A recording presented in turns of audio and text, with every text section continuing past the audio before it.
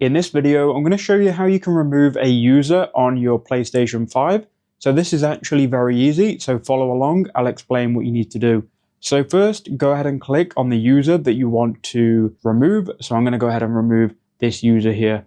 So log into the account as of normal. Then what you want to do is go to settings in the top right hand corner. So go all the way to the top and then all the way to the right, and then you'll come across settings here. Click on settings. Then in settings, go to users and accounts. So this is very easy to see. You should be able to see it from your profile picture and you'll see users and accounts. Now you'll be able to see all of the accounts. From here, you can go all the way to the bottom of the page to delete users, and then you'll see all of the users that you've currently got. Click on the one that you want to delete. It will ask you if you're sure. You can then go ahead and click yes to delete user. And there you go. We are now deleting the user. And now, as you can see, when we look, the user has gone.